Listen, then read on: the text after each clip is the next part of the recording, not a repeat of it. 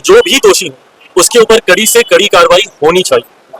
अफसोस मुझे तब होता है जब ऐसे विषयों का भी राजनीतिकीकरण कर दिया जाता है।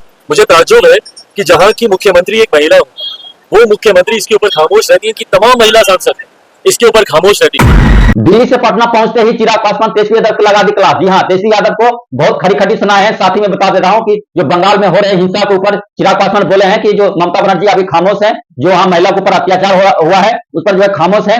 तो इस पर क्या कह रहे हैं चिराग पासवान, आइए पहले सुनिए।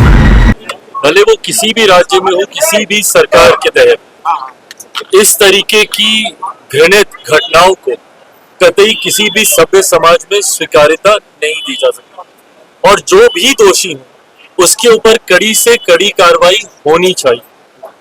अफसोस मुझे तब होता है जब ऐसे विषयों का भी राजनीतिकीकरण कर दिया जाता है। जिस तरीके से बंगाल में हिंसा चरम सीमा पर, एक तो ऐसी शर्मनाक निंदनीय घटना वहां पर घटी, उसके बाद जिस तरीके से वहां पर आज की तारीख में एक आगजनी जैसा माहौल बनाया जा रहा है और मुझे नहीं पता कि इसके पीछे कौन है।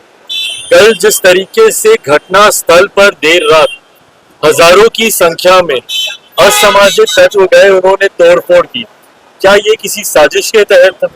किसी एविडेंस को मिटाने के लिए था? किसी को बचाने के लिए था? किसी को फंसाने के लिए था? ये तमाम बातें जांच का विषय है। पर जब वहां की सरकार इसके ऊपर आंख मूंद कर बैठती है, चिंता वहां से शुरू होती है। और ये वही सरकार है जो देश में कहीं पर भी कोई ऐसी घटना होती है तो सबसे ज्यादा आवाज बुलंद करने वाले ये लोग होते हैं। मुझे ताज्जुब है कि जहां की मुख्यमंत्री एक महिला हो, वो मुख्यमंत्री इसके ऊपर खामोश रहती है। इनकी तमाम महिला सांसद इसके ऊपर खामोश रहती है और देश के किसी और कोने में अगर ऐसी घृणित घटना को अंजाम दिया जाता तो सबसे पहले ये लोग मुखर होते हैं। ऐसे में दूसरे का जुर्म होता और जब वही छींटे आपके ऊपर आते हैं तो आप उसको छुपाने का आप काम करते हैं। जब ये दोहरी रणनीति चलती है, ऐतराज इस बात से होता है। मैं पुनः दोहराता हूँ, देश के किसी कोने में आज मेरे प्रधानमंत्री आदरणीय नरेंद्र मोदी जी ने भी अपने स्वतंत्रता दिवस के कार्यक्रम में देश को संबोधित करते हुए सुबह अपने वक्तव्य में भी ये बात उन्होंने प्रमुखता से कही कि समाज को भी जिम्मेदारी को लेना होगा। और जिस तरीके से बहन बेटियों के साथ आज की तारीख में भी इस तरीके की घटनाओं को अंजाम दिया जाता है, वो कहीं से भी बर्दाश्त नहीं की जाएगी। और आने वाले दिनों में न सिर्फ दोषियों को कड़ी से कड़ी सजा मिलेगी, बल्कि उस सजा का डर दूसरे आरोपियों के मन में भी बैठे, इस बात को भी सुनिश्चित किया जाएगा। इस बात को भी प्रमुखता से दर्शाया जाएगा कि किसके ऊपर क्या कड़ी सजा हुई, ताकि भविष्य में कोई दूसरा आरोपी इस तरीके की घटना को अंजाम देने से पहले 100 बार सोचे। पर हाँ, जो ये घटना बंगाल में घटी है ये निंदनीय है, शर्मनाक है और जितने भी डॉक्टर्स हैं उनकी बातों को सुना जाना चाहिए। और जिस प्रोटेक्शन एक्ट की ये लोग बात कर रहे हैं, अपने संरक्षण की बात कर रहे हैं, उसको भी जरूर हम लोग को ध्यान देने की जरूरत है। और साथ ही में ये सिर्फ डॉक्टर या किसी एक क्षेत्र से जुड़ा हुआ विषय नहीं है, ये महिलाओं के सम्मान की बात है जिसपे हर सरकार को संवेदनशील होकर कार्य करना है। पद यात्रा निकालने की तैयारी कर रही है कानून व्यवस्था के खिलाफ। नहीं, बिल्कुल अच्छी बात है, निकाले भाई। पर ये वही लोग हैं जिनके शासन काल में कानून व्यवस्था क्या थी वो किसी से छुपा नहीं। हम ऐसा नहीं कहता कि आपके समय में ज्यादा थी और हमारे समय में कम है, इसलिए ये उचित है। मैं बार बार इस बात को दोहराता हूँ, अगर एक भी आपराधिक घटना घटती है किसी भी राज्य में, वो उस राज्य के लिए चिंता का विषय होना चाहिए। हमारे राज्य में भी जिस तरीके से हाल फिलहाल के दिनों में आपराधिक घटनाएं बच्चियों के साथ, छोटी छोटी बच्चियों के साथ दुष्कर्म की घटनाएं घटी है, मुजफ्फरपुर की घटना हो, कल भी पार्टी का प्रतिनिधिमंडल, हमारे पार्टी के सांसद उसमें मौजूद रहेंगे, अरुण भारती जी रहेंगे, तमाम लोग कल वहां पर जा रहे हैं। वहां पर इस घटना को की पूरी जानकारी लेकर मैं स्वयं मुख्यमंत्री जी से एक बार ये प्रतिनिधिमंडल मिलकर आ जाए, ये जानकारी उनके साथ मैं साझा करूंगा।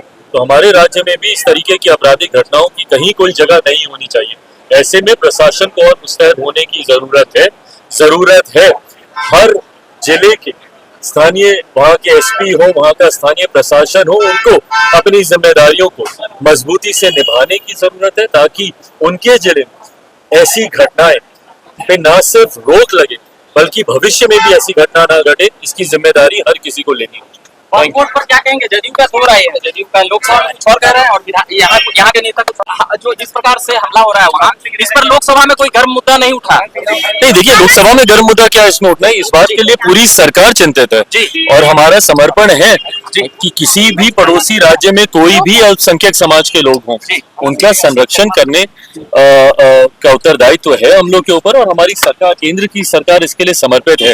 बांग्लादेश में खास तौर पर इस बात की चिंता हमारे प्रधानमंत्री की तरफ से भी जाहिर की गई है और हमारी सरकार इस बात को सुनिश्चित कर रही है कि बांग्लादेश में रह रहे अल्पसंख्यक समाज के लोग, खास तौर पर हिंदू समाज से आने वाले लोगों के साथ किसी तरीके का कोई अहित ना हो। मीटिंग कर रहे हैं हाँ, आज मीटिंग है, पार्टी के कुछ विषय हैं, उनको लेकर चर्चा होगी। और अनंत सिंह की रिहाई पर देखिए, न्यायिक प्रक्रिया का हिस्सा है, जो न्यायालय को उचित लगा वो फैसला दिया। तो अभी आप सुन रहे थे चिराग पासवान क्या कुछ कह रहे थे तेजस्वी यादव को लेकर के, और जो है बंगाल में जो घटना हुआ उसको लेकर के क्या कुछ कहे हैं, बिहार में जो उपचुनाव होने हैं उस 4 सीटों पर उसके लेकर के कितना तैयारी है, चिराग पासवान किस तरह का बात मतलब बोले हैं। और साथ ही मैं बता दे रहा हूं कि 2025 में जो विधानसभा का चुनाव होगा उस पर जो है चिराग पासवान क्या कुछ बोले हैं। ये तमाम सारी बात आप सुने हैं, तो इस पर क्या आपका प्रतिक्रिया, क्या आपका सोचना है, कमेंट सेक्शन में बताइएगा और मेरे वीडियो को लाइक करिएगा, चैनल को सब्सक्राइब जरूर कर लीजिएगा। जय हिंद।